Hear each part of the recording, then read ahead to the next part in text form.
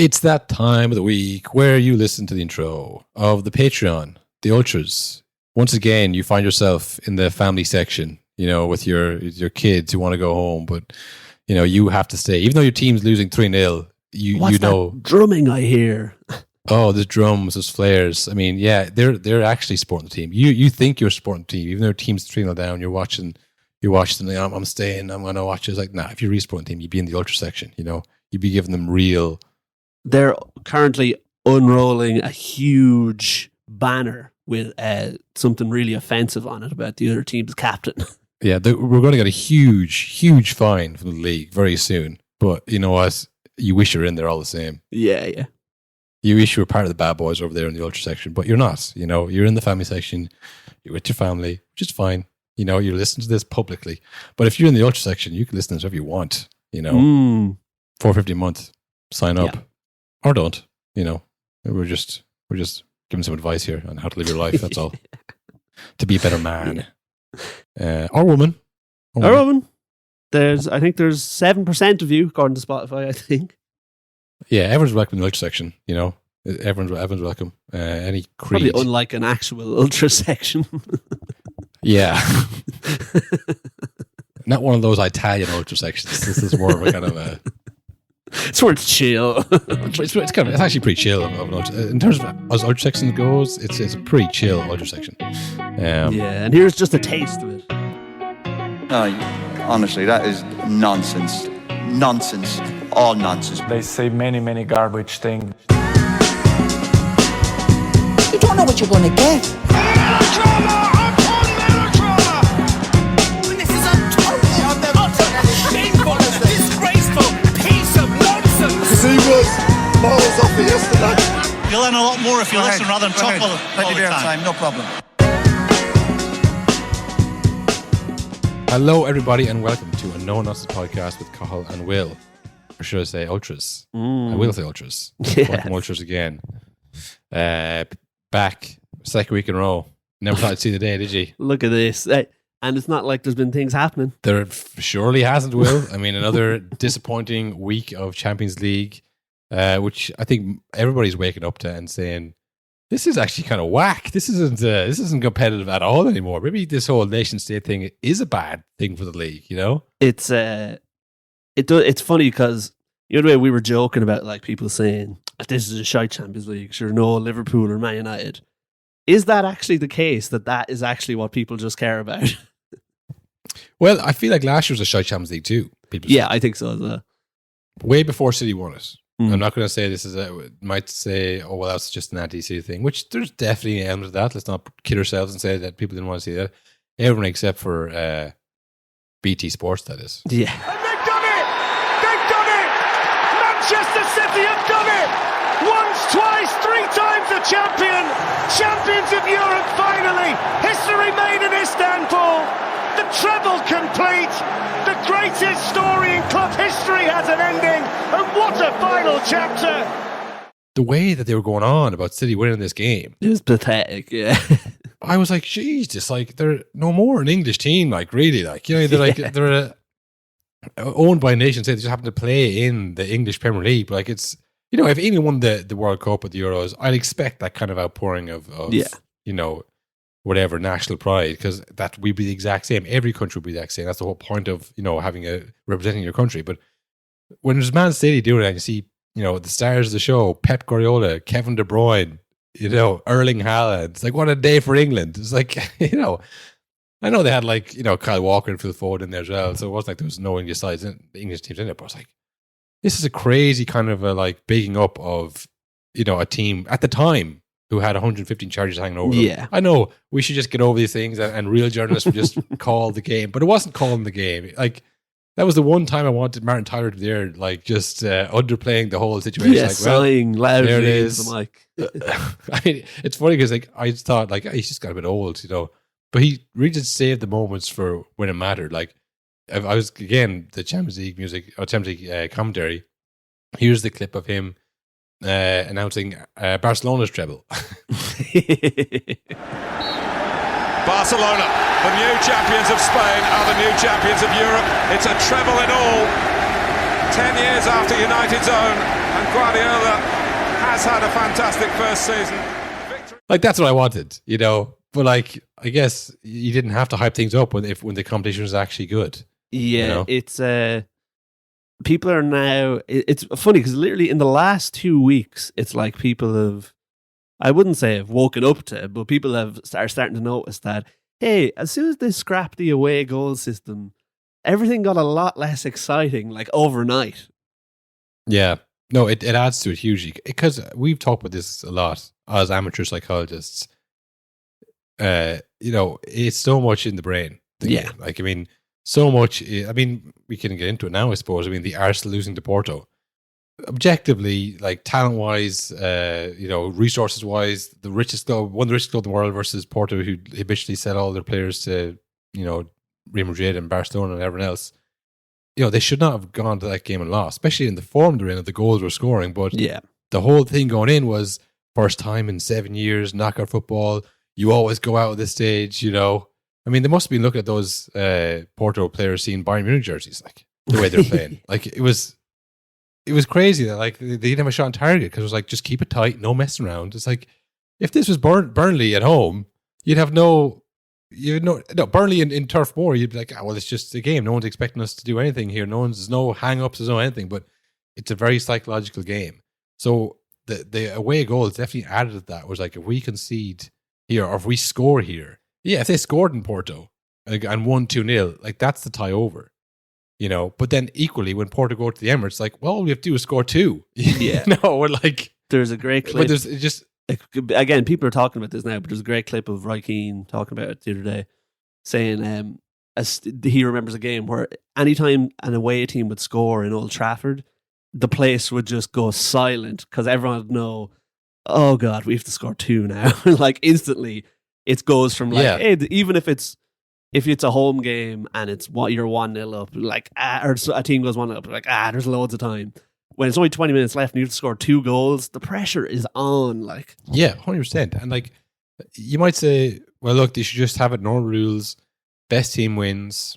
You know, that's sport. Should be given advantages or like kind of trick rules or having players having to remember stuff. Like, I would agree if the playing field was even. Yeah, you know, but like Porto trying to compete with Arsenal, like, it's just not fair. No, like in any kind of like, if they were in the Premier League, they wouldn't last because they don't have the resources to last over 30 game season. They'd probably be in the Championship, you know. So they shouldn't really be playing the same competition. I guess like the FA Cup kind of thing. But I mean, has FA Cup taken away goals as well? Did they used to have away goals? I think so. It's very rare to see them. I do remember the main criticism of away goals was it'd be very unfair on whatever team is playing the second leg at home, because if it went to extra time, the other team has an extra pretty much an extra game where their goals count double and yours don't, which never made sense. But yeah, it was a case that's where true. I think, was it Liverpool that got knocked out because of that against Atletico? I think they went to extra time or something like that. And then that was it. The English team is probably like, this is bollocks, actually. What they should have done then was just scrap it in extra time. And like, okay, if it goes to extra time, everything goes back to normal. Yeah, and I suppose it was always the case as well, but Porto now have no incentive to go to Arsenal in the next leg. Yeah. So that next leg, it's going to be another boring game. Yeah. It's going to be another, like, we're going to try and defend this as long as we can. Arsenal are going to be peppering the goal for probably 60 minutes, and then, you know, they'll get a scrappy one in, and then they'll go extra. I don't know, like, it's just, I can't see that being like a good, there's like, Arsenal do have to score, I guess, 2. Yeah. But Porto is going to be trying to just drag them down and get through it. But there was a great write-up in The Guardian about, it's just an explanation of what happened at the end of the game. So the goal, I'll read it out here because it explains it's written very well of what exactly happened in the 93rd minute. It says, Arteta raged after the game at how his players had given away possession 3 times in the build-up to Porto's shot, failing to manage the moment and feeling the momentum shift sharply. Porto are a streetwise team and they'll travel with confidence to the Emirates for the second leg. It says, the first error was a shanked clearance by goalkeeper David Raya, and then Rice regained possession, tried to make a move on Pepe, only to turn into substitute Estuquio, who robbed him. After Galeno, under pressure from Rice, coughed it back to Arsenal again, Martinelli had the idea of a Hollywood diagonal to release Saka, only to pick out Otavio, who passed through the lines to Galeno, with Rice backing off, cut inside and did the rest. The final question being whether Reyes should have done better on the attempted save. And then Rice said, the last minute is a bit of inexperience. We need more savviness. It's the 93rd minute. You look up at the clock. It's 0-0. We give it away again and again on the edge of the box. You look on the pitch and at their players, they've Pepe especially, the experience he has. You look at our team. Some of us have not played in the Champions League before. Sums it up perfectly, I think. Yeah, some of us. I mean, you, Declan, for one of it. Yeah. I mean, there's just people on this team. I haven't played this level, you know. Declan Rice is a European champion. You know, how many Arsenal players can say that? Yeah, exactly. You know, no, that is pretty spot on. I guess what happened. Are you still confident of your Arsenal call to win the Champions League? Will? That's it. It has been shaken. All right. Well, it's funny because you also said that City would win the treble, so two can't be true. Will, you know? So have you abandoned Arsenal, or are you stick with City win the treble? I think so what happened there was I immediately forgot the Arsenal call after I said it. So yeah, I think I've cleverly pivoted now into Man City will win the treble with ease, probably. It's the gap between the Champions League that you forget what happened in the previous thing. Yeah. You know? It's what have you done for me today? People complain about that, like the games are too long and meaningless at the start. But it's like it's literally just entertainment games, Yeah. which I like. You know, Yeah. Yes, the best teams will probably go through. Some teams, you know, won't. Surprisingly, but they have the fun to get back next year. Don't worry about them. Yeah, They're fine. Don't worry about Man United. They'll be okay. And then you get to the last 16. And like, oh, geez, Karabag are in the last 16 this year. Whoa. How did that happen? Because you've forgotten. You know, you're watching the games on a Wednesday and a Tuesday in the dark winter days. You weren't doing anything anyways. And then you come back for the last 16 and here you are and you get some really competitive games. But we haven't had the second part, unfortunately. Yeah, Arsenal played Porto and then they lost. And at the same stage, people think, well, they'll definitely go through still. We had, in that same night, we had Barcelona-Napoli, which again, you'd say that'd be a great game. That ended 1-1. Daniel Sturridge predicted that correctly, Will. Great thinker of the game. You predicted that correctly. And the night before then, we had Inter Atletico, which was 1-0. PSV Dortmund 1-1. So no kind of 4-3s, no high-scoring games. No. I think more that stands out. In last week, the other batch of Champions League, we had Bayern, Lazio, Real Madrid, Real Sociedad, PSG, Man City, Copenhagen, Real Madrid, Leipzig. And there's maybe Man City, Real Madrid, who you think can win it all. Yeah. Who can beat any other team. And now, Bayern are having a historically bad 2 years, I guess. It's kind of maybe the end of that Muller, Neuer kind of generation, I guess. And every team goes through it. You know, they won the treble in 2020. They're going through this kind of transition period now, I suppose. Different managers and that kind of thing. But, you know, PSG... You know, that project in our eyes has failed. Atletico Madrid, you know, not the kind of competitive force it used to be. Barcelona, Napoli. I know Inter got the final last year, but you know, I think it speaks to the competition as a whole. Like, there's Man City are heavy favourites to win it, and their own league, and probably the treble and all. Yeah, Real Madrid are probably going to win their league, and they might win the Champions League. But you know, there's only two teams that you might think. If they end up playing each other in the semi-final, that'll be the final again. Because at the start of the Arsenal game, the commentator on BT announced, "Here they come, the favourites for the Champions League." And I thought, don't be saying that on telly. Are you mad? One of the favourites. One of the favourites. Again, this is, you have to hype it up. You can't say, here's another meaningless qualifying game. Here's not Man City. Yeah. This is not Jude Bellingham you're watching. You know, this is not something exciting. Do not change the channel. Yeah. Let's get the odds here. Play Power Champions League. Yeah, Man City, Real Madrid, then Arsenal third. Arsenal third favourites in the first time knockouts in 7 years. What's that say about the competition? Like, yeah, there is zero knowledge or experience to base that on, except that they're good in England. Yeah, just because it's the quality of the teams. Like, you might say, okay, well, they are actually playing quite well this year, and you know, they're a coming team. But then after them is Bayern Munich. They were playing terribly. And were bad last year. Their manager is literally in the process of leaving. Yeah. Then it's Inter, who were in the final last year. You think they should be higher, but that wasn't because they were a coming team. Then PSG, the eventual winners, of course, as we all know, who are going to actually do it this year, despite they're going to do a Chelsea 2012 on it in the most unlikely year to win it. They're after them, then Barcelona. It's like, there's no way that Arsenal should be that far ahead of Barcelona, even though Barcelona won the league 2 years ago. Yeah. In years gone by, if Barcelona had won La Liga, it would have been like, this must be a really good team. But, it's not, because Arsenal came second to Man City, so therefore they're way better than them. So, I mean, the gap is like becoming astronomical.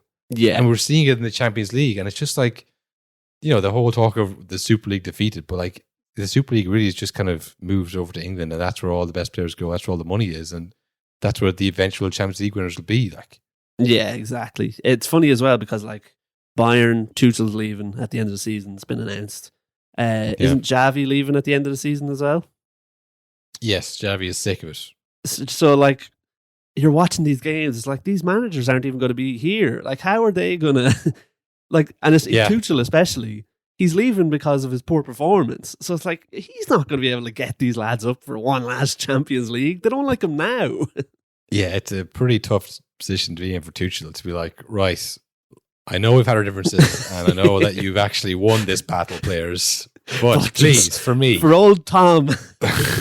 They're not going to make any effort in it. They probably consigned themselves to losing the league and being shamed. Again, we may make fun of the whole Bayern not winning the league, but if you have won it for 11 years in a row, that is just the standard. Then you can't dip below that. So I mean, that is what it is. You are going to be judged on that. They're not going to win the league. They're not going to win the Champions League. They're looking at trying to get in Xavi. The club's focus is on trying to replace the manager and get back to the good old days of yesteryear. Yeah.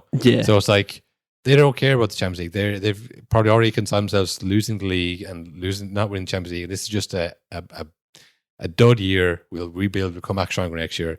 Barcelona, similarly, the league, they're way off in the league. The project of young players and all that Xavi was meant to do, that's not working. So, I mean, there's a lot of teams in transition. Maybe it's just one of those years that a lot of teams are in transition, but it does kind of feel like, you can't stop City. Yeah. And I guess maybe it's amplified by Klopp's coming out and basically leaving and for saying that it's very hard to do what I do here, It's hard to do it every year and come second. Tell you that. I'm running out of energy for this. I'm not getting any reward for this, Like the writing's on the wall. This whole Man City nation state thing, like the only person that can compete is Real Madrid. If they did, and people like look at that and say, I can't believe we let them get Bellingham and Mbappe in the same year. It's like, well, we need them. We all need Madrid to have these players. If it wasn't for them, there'd be no interest in the Champions League, So it's exactly. It's a sad state of affairs. Maybe UEFA called it right that it is time for a change it up. I don't think this is going to make it any more competitive, though. That's the problem. This is the thing. Yeah, I think if I had to put on my tinfoil hat, I would nearly say, oh yeah, UEFA are loving this, and especially the whole no away or getting rid of the away goals just as the new format's coming in. So people are, something needs to change. I don't know what it is, but the Champions League has just gone stale. Literally the season before, it totally and utterly changes. It could not work out better for UEFA. Yeah, that's true. It when you're about to launch a new product, you want the old everyone to lose faith in the old one, or have no interest in the old one anyway. It's like, it's boring, it's old, I need something new. It's like, I'm glad you asked, because it just so happens we've been working this for the last few years. And this is the thing as well, the new system with like the league table and all this, no one really knows how it's going to work like in actual practice, like when it's actually happening, how it's going to look, which I think means every team is going to give it a really good go next season, because they're like, I think we need to win the next 4 games. It's going to be interesting. More interesting than this year's Champions League, I'd imagine. Yeah. I mean, I know we've kind of talked about it, but I don't really have any interest in seeing Man City doing back-to-back trebles, because it's not like when Real Madrid won the 3 in a row. That genuinely, even though it's Real Madrid and they're the biggest club in Spain for so long, it was more impressive than City doing back-to-back trebles, honestly. And especially with Zidane as the manager as well, because it was like, they didn't have some like genius tactician. It was just like a guy who they all respected and they all played for, and they were just, every player was perfect. It was unbelievable to watch. Whereas City is like, it's just the machine, like the unstoppable machine from the under 17s team academy all the way up to the stadium. It's like, how can anyone compete with any of this?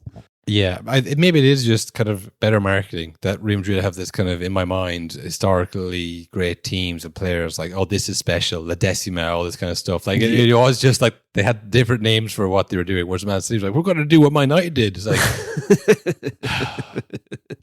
you know, and again, I'm not a Man United fan by any stretch of imagination, but like, even when I was like, oh, Christ, it's like, and this is a hot take, Will. This is probably not good, but like, it's, you know, when they make, woman versions of men films like Ghostbusters. Or Ocean's 11. Stuff, yeah. It's like, just make a standalone film with women. Yeah, we should be making new stuff. Yeah, make new stuff and make it with women. Fine, but do your own thing. I mean, I guess the treble is not a thing you can a product that might not have invented, but I just feel it's like, you know, it just felt very kind of copycat. Look, we're the same as everyone else. We're a big club. It's like this kind of respect me, you know, notice me and recognize my authority. It's like, oh, fuck off, you know, like you're cheating. Do you know what was City's own thing? I think when they got the Centurions, so they got 100 points. I think that was the thing. People were like, wow, this is like the greatest team in history. Yeah, to be fair, that's one. Yeah, that was like that. I respect that a lot more than the treble, honestly, because like, well, that's a different thing, you know, and because it was new at the time, and it wasn't like,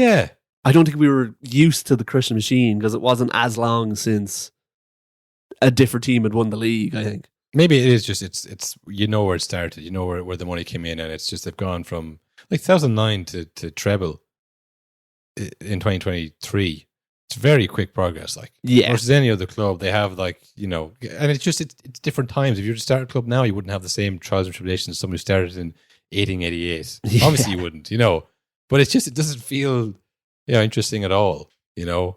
Yeah, because we said it last week where they were the first team in Champions League history to win 3-0 in 7 straight games or something, or score 3 goals in 7 straight. Like, how is that? That shouldn't be a possible feat in the Champions League. Like, you're playing the best of the best teams and you can just steamroll through them. Then there's something obviously wrong. Yeah, it's too easy. Yeah, exactly. It's way too easy because like you're at the same time you're playing your own league at home plus cup competitions. Like, you will get injuries. You'll get people who you think, there's an injury coming, I better rest him for this third round group game. But no, if you have the squad they have, you could just steamroll every single team, never take a break, because you just switch players in and out. And it's just like, well, this is the whole. It's like, I don't know if this is true or not. This is one of these things I've heard over the years. The Tour de France, you know, initially it was meant to be last man standing kind of a race. Was now people finish it, and okay, there's a lot of performance enhancing drugs that it takes to do that at a high level. You know, we've seen over the years. But like, this is what it feels like. It's like the Champions League was not meant to be steamrolled. It was meant to be, it's a huge achievement to win this and to win that and your own league and a cup as well. Like, that is like a once in a generational thing. Yeah. So now looking at that, they're going to do it back to back. It's like, well, now they're Tour de Francing it. You know, they're competing in record times. Like, no one's not even finished this. Especially the person who could go the furthest. Even if you think of like United's treble or the double even that they did in 2008. Both of them, they like scratched and clawed their way to. Like, the treble was especially scraped over line, scraped over in every game, scraped over the last second. Like, they barely managed it, and they're like famously 2 of the best teams in English history, and they still were like, Jesus, that was close. Whereas City was like, last year was no effort to them, I think. Yeah, it's like when I was doing the treble team for Bayern, I was kind of reluctant to put them in. The 1920 teams. I was going to put Lewandowski in. I was like, but really, like, it was COVID and it was Germany. It was like, you know, it's like it doesn't feel like it counts more. It's like, you know, Inter doing in Italy and the Champions League against Bayern. It's like that. You know, that's a feat. You know, but yeah, if they do back to back, I think that's it. Game over. Well, it would be perfect for UEFA. Like, well, that's the end of that version of the competition. Yeah, they ruined it. Everybody thanks City. That's obviously completely finished now. You know, on a really kind of they've completed it. They would have completed the Champions League if they do that. You know, so yeah, perfect for UEFA. One team that won't be doing the treble or the quadruple, Liverpool.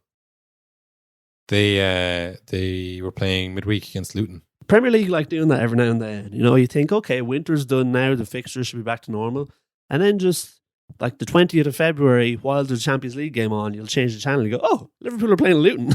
What's going on? Is this some kind of cup game I've forgotten about? And City were also playing Brentford. Yeah. This is a classic City trick. You know, Yeah. where they play the Club World Cup every year, or for the last not every year. To be fair, I don't know why they always have these extra games in hand over teams to It's run just them down. always, yeah. This year, I think it's because of the Club World Cup. There's a couple because of COVID, which was I think last year was that or 2 years ago because of COVID. Or The Queen Liverpool one last year and COVID the year before. The Queen and COVID. I mean, there's always something. There's always something where they're like 6 points off and then they sneak in the game. We're 3 points off. Whoa, what? Yeah, we beat them there 1-0 at the weekend. You didn't see it. It was on Tuesday, but the Champions League was on. But no, we were playing last week. No, we're back. We're back in the title race again.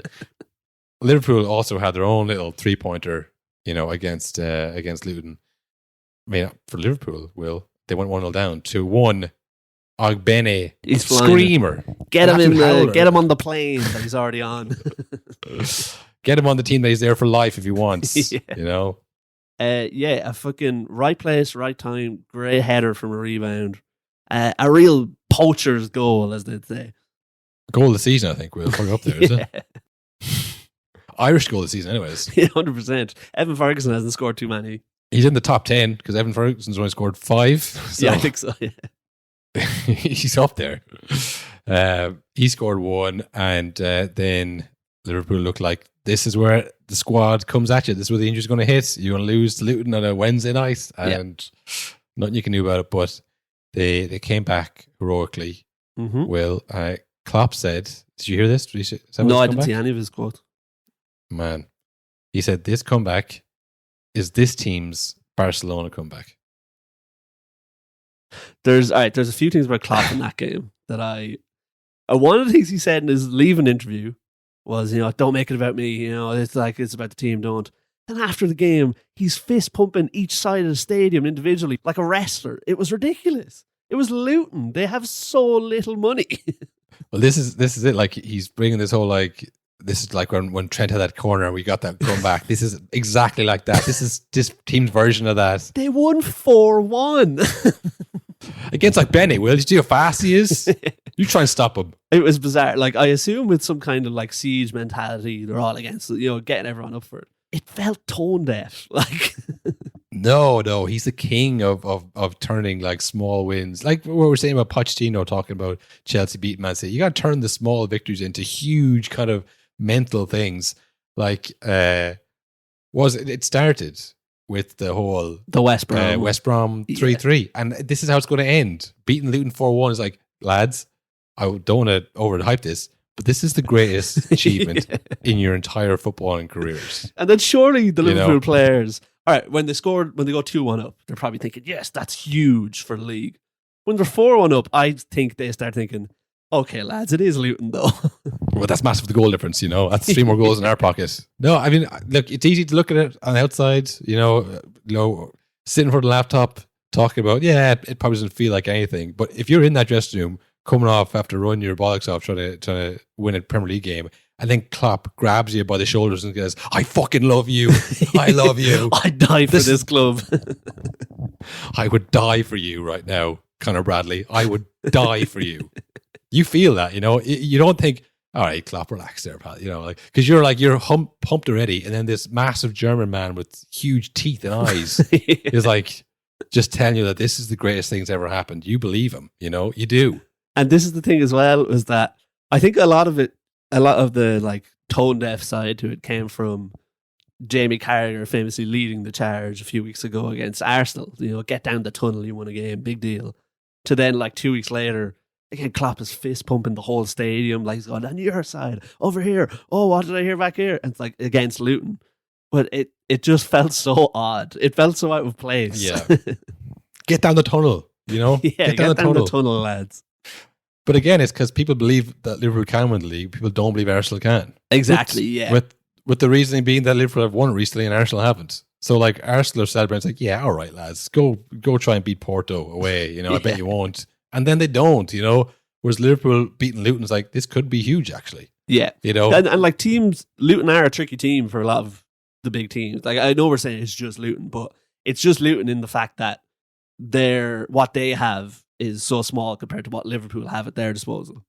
Yeah, I guess the worst thing is, it's if you beat Man City 4-1 and you're fist from the crowd like that, that would actually be terrible. Yeah. Because then you'd be like, oh, they think they've won it, because they beat the best teams. Now they'll take the other teams for granted. But I guess if you're fist bumping the smaller team, it's like, we're on a roll. Yeah, we so can't it's be like stopped, you would lads.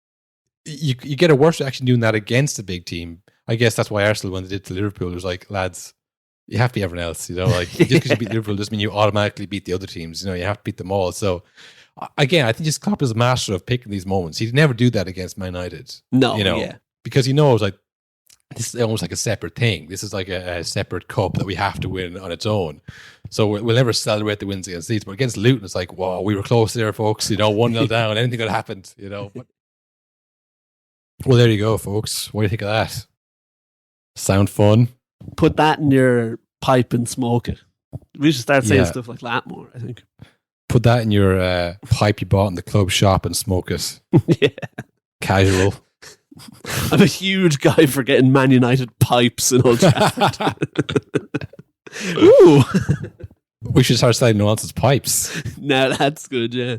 That's more on our merch thoughts on the rest of the Ultra episode. Yeah, we get into more of that stuff as the episode goes on. Again, folks, we would love to have you in the Ultra section. The more the merrier.